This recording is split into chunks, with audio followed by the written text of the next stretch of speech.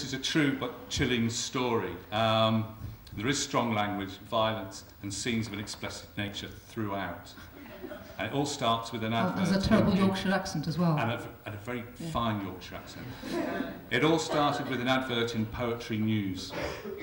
Cottage, Yorkshire Dales. Sleeps 12, remote and ideal for writing retreats. Telephone 01980 666 666. Sitting by the fire whittling, I wait for Cerberus to tell me they're here. Cerberus can smell poet. It's the wet corduroy.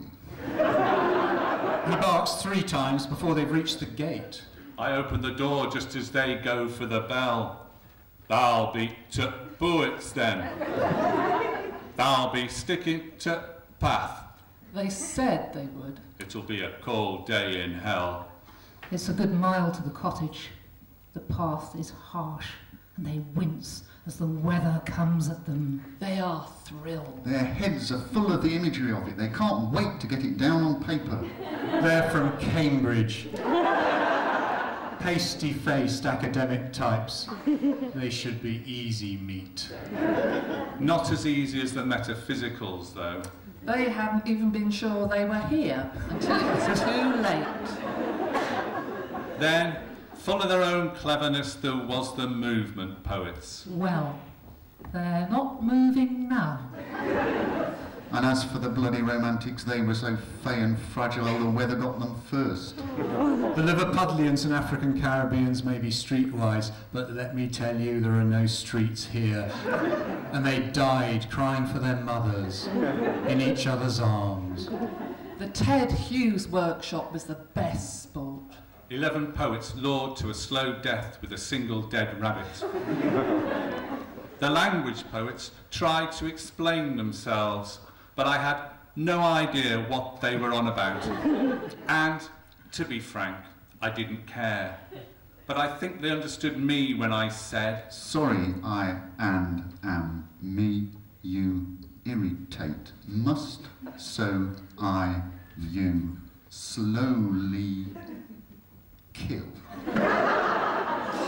Only Craig Rain got away. he's quick and he looked and I just winged him. He went scurrying and wailing into the hills. I was after him. But he blocked the gate with a copy of his collected poems. 1978 to 1998. Now he roams the moors worrying sheep. Sightings are part of local legend. A hairy beast in tattered Y-fronts, roaring and stumbling through the woods, looking for his glasses. The concrete poets, for obvious reasons, were less quick and paid the price. But they have found a certain peace with their own kind, holding up the flyover with the junction at the A66.